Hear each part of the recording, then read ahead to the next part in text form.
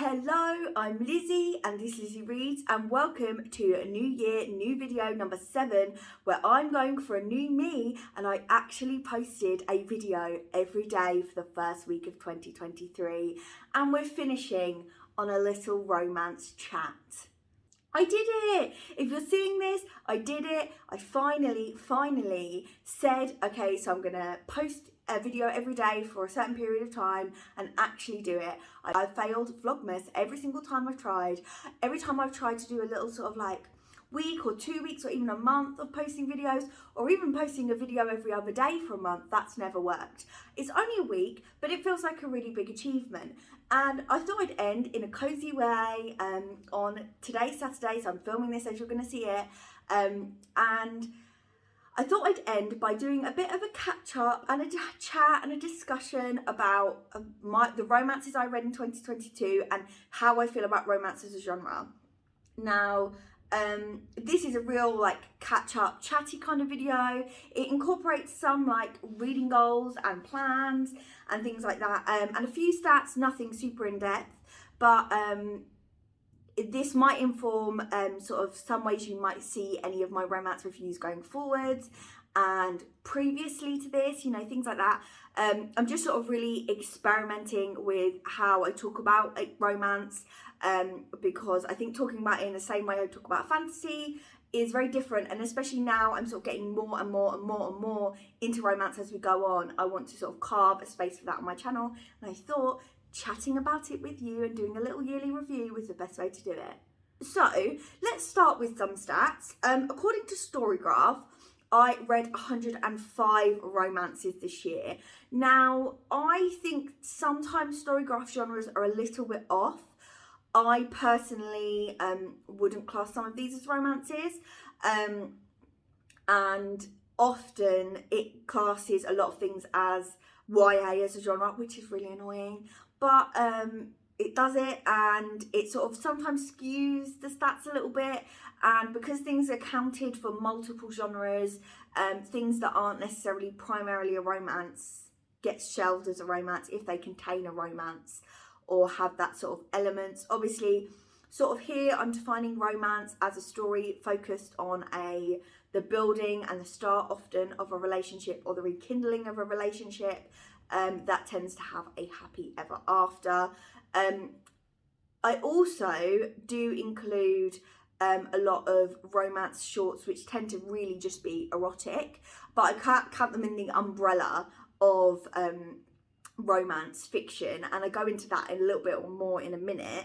But I had a look through my 2022 reads, and I read 172 books, and I decided that I think 95 of those are romances, as what I'd call a romance, under the sort of umbrella that I've just said, or I read them believing and knowing that they were romances, and 14 of those were sort of short, mainly like erotic fiction, now that don't really encapsulate the full romance or aren't a proper romance, but they sort of count as a romance to me because they're achieving a similar sort of thing.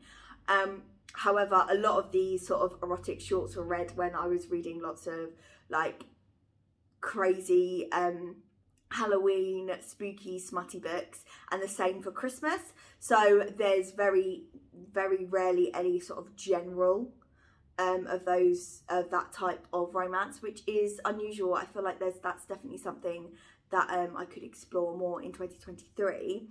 And then I had a look through, because often actually I am the books that aren't romances that I am drawn to have themes of romance or themes of love very important in the story.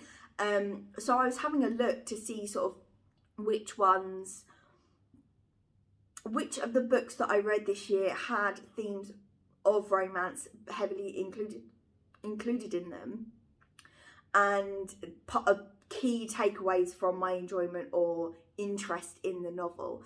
So for example, I included Once Upon a Broken Heart because even though that's YA fantasy, it's got romance at its core. I wouldn't say it's a romance, but it's definitely got romantic themes and love at its core, and I included also things like a lot of the Percy Jackson books that I read last year, because the relationships between the young characters are very, very important, and how they sort of are like falling in love and having their first love and their first crush is all very important to the stories, and it's a lot of the reason why these young readers love them and the characters. And for example, Annabeth and Percy are so cute and literally the best.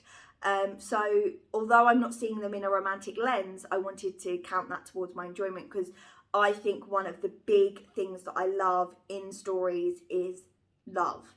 And so, for example, this is going a little bit into something that I want to talk about in a different kind of video, but I feel like I should have known that I always was going to love romance, because I always loved love in stories. So when I was reading Six of Crows, I was obsessed with Kaz and Inej, and it's like the building and the shipping and the pining of that ship is very important to the story, but also not the whole entire point. But that was sort of like my favourite element when I was younger, and I think that that really informs how I read, because so many books that I read have these themes. So for example, even in the realm of the elderlings, I've counted a couple of these books in here, because some of the bits that I love are characters who sort of love each other and should be together or should not be together, and that is such an important part of those stories that I love so much and I take away from those stories. It's a difficult one to explain, because I'm not saying that these books are romance books, because obviously Percy Jackson books aren't romance books, and neither are the realm of the elderlings. But I've just marked here the amount of books that sort of have love as a key theme, or something that happens in there that is love, about a couple that I loved. Love is just too much right here. And I actually counted 142 books that were really heavily in that area. So it's pretty much most of my reading will have relationships as a key point at some point. I also included, when I reread Twilight here, with a buddy read with a co-worker, which we did for fun in October, and we just had a really silly time reminiscing about our teenage years. And when we reread those, they're listed as a romance, and they were included in the original Storygraph romance count, but I didn't count them as a romance because that's not how I view them and personally. But I did count them in my themes of romance or themes of love list. So it's just interesting. I just, it's weird because obviously I'm talking about these things and there's not necessarily a point to them, but I just thought it was interesting to note for me personally. So a good chunk of my reading does have romance involved in it, or for example, I read The Coldest Touch, which is a YA supernatural book in a contemporary setting. There's a relationship developing in that, and but it wasn't a romance. So yeah, because I think that helps me look for books outside of my comfort zone that I may still really enjoy and still feel really familiar, and not feel so far out of my comfort zone when I'm reading them, if they have like romantic or relationship elements to them, because that's just what I really like. And yeah, that's just the way it is. I thought I'd talk a little bit about some of a roundup of the videos I did dedicated to romance this year, mainly because this was some of my favourite points of reading romance this year when I was doing it for videos. A lot of the romance books I really want to read, I want to read for specific videos, and because I wasn't very hot on posting last year, I didn't get to read some of the romance books that I'm really interested in, because I wasn't ready or wasn't in a space to film or available to film or too busy. So there are so many romance books I'm super hyped for that I haven't got to yet because I haven't done them for videos. So hopefully there's going to be a lot more romance reading videos coming this year, because the romance videos I did last year I absolutely really loved. So I started my Exploring Romance series, and in my Exploring Romance series I designed myself a little 10-point rating system so I could sort of really determine what things I really cared about and what things I really loved in romances. And in these vlogs I talk you through, at the end of each book, they're really long vlogs, at the end of reading each book I talk you through each point and why I rated it those points and how it got the overall rating. And it helped me really find romance books that I really liked. And I'll just talk you through the point system now, because I will be using this for every romance in 2023, even ones I'm not reading for those videos, so that I can, I also want to do some more end of year content next year, about like what was rated the highest, what got the highest rated in each score and each area. So in my romance rating system that I developed earlier last year, I did a point for main character 1 and main character 2 because I wanted to rate each main character individually, because sometimes one main character is more likable than the other, one main character is more developed than the other, and instead of just rating them on characters, I wanted to rate them each individually so then I could see if they were very different. Some of them are the same, some books they have the same rating, so it doesn't really stand there, but it does help in those situations where I think, okay, so the secondary main character or is not very well developed, they don't have any personality, they don't have any external friendships or families, you don't hear anything about their life, and it really takes the reading experience down. So that really helped inform some of my thoughts. And also when there's a main character I enjoy just a slight bit more, I can just tweak the scores, because I often put 0.5s in there as well. Then I rank them as a couple, so how I actually think of them as a couple. Did I like them as a couple? Was it believable? Was I rooting for them? Things like that. Then I talk about the spice. So in this, I talk about the smut, the sex scenes, the spice a little bit. Now, this doesn't mean that if there is no spice in a novel that I won't rate it high. It depends. It's more if I felt like it was needed. So for example, The Unhoneymooners, which I read this year, I liked that, but it was fade to black, but the non-fade to black scenes had some sort of they mentioned sex, they mentioned sexual things a few times, but they just didn't contain the actual sex scenes. It contained a lot of the build-up, but not the sex scenes. Now, I was very on the fence with this because I thought that the fade to black felt pointless, because the explicit content was there, but it wasn't the sexual content was there, but it wasn't explicit.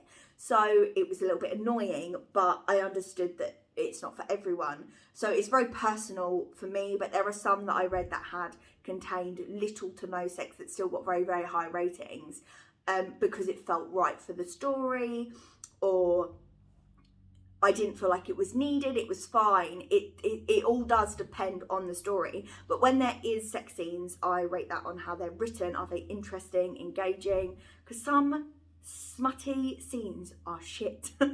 They're really bad, and they're not. It would be better if they weren't there.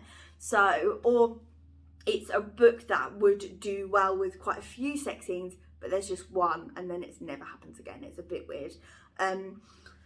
So I don't know, it's one that I'm still trying to work out how I feel about it, because I love me a smutty read, don't get me wrong, but I know a romance book is really, really good when the smut doesn't matter. Like the romance elements of things, the smut doesn't matter. And that plays into swoon and romance. So this is how romantic the characters feel. Am I swooning? Am I squealing? Am I displaying physical or like initial gut reactions to the romance? Because those are the best kinds, the ones where I am so invested and I'm just like, oh, they're so cute, or they're so romantic. And as a person, I really, really love when they talk really sweetly and romantically about each other. I'm just really soppy when it comes to a romance book. So if that really fits the characters and that's there, it gets such a high score for me, because that's just something I really love. And that's something I found that I've loved from this experiment, so that's really helpful. Then we talk about tension, and I love a tense romance. Me talking about Six of Crows earlier can tell you that I just absolutely love the tension and the pining, and when that's built in to the perfect amount, it's just so good. Again, it all sort of applies if it's a book where it would be silly to have tension, then it gets a good mark because, well, why would you put tension in this cute little sweet novel? Even if I want it, it would be stupid if it was there. Then we have the third act breakup. This isn't always the third act breakup. Sometimes it's like a third act incident or something that happens in the third act that I'm intrigued to know about and I want to know what's going on. Or they sort of are separated for some reason. I've talked a lot this week about how I love high drama romances when there's like stuff going on. Sometimes that's not drama between the couple, sometimes that's drama between, you know, the external factors. So I just love a little kidnapping. I just love it. It's terrible, but I love it. Things like that, so good. In the romance world, not in the real world, please and thank you. So sometimes the third act breakup is really stupid. A couple of books that got really high ratings from me this year did not have a third act breakup. They had some sort of external pressure that was resolved without there being a huge breakup or huge disagreement, and it felt very natural and felt very realistic on the page. Sometimes we had a like half a page third act breakup where it was like, okay, I'm just going to walk away from you now, I'm not interested, and they're not even fully walked away and they're like, actually no, I don't want this, I want you, we're going to be together, blah blah blah. But sometimes that really suited the novel because you've had so much going in before, or when there's like peaks and troughs in like sort of like a bully or a dark romance, where there's like multiple third act breakups. Sometimes that suits really well. I like books like that too. So it is all very dependent on the novel, but you know, we like it. Then we go for the ending, because sometimes the third act breakup's resolved in a stupid way, or it's ends and it's like, oh, here's a pretty bow on everything, and everything has a bow, and this person was resolved, and this person had a perfect life, and it just feels false or it's not nice. But sometimes the endings are perfect. I loved the ending. I think I loved the ending to The Unhoneymooners. I'm not sure. There's a few books that I really enjoyed the ending to, so they got higher marks. And then we have points for just like general things across the novel, and that is setting / trope. So if the setting's a really interesting one, so for example, I really want to read a romance set in like a hospital. I think that'd be really good, like doctor, nurse, like a staff at a hospital kind of romance. I haven't really done my research into it, but I feel like that'd be a really fun setting to sort of try. And also the addition of the trope in there, because sometimes there isn't a trope, sometimes it's just a fun setting, and sometimes it's a fun setting but not a trope.